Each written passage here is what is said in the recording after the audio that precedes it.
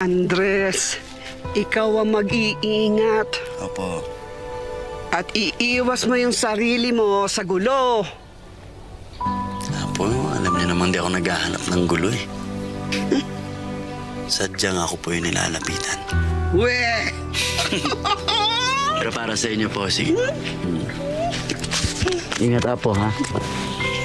Sige. Ingat.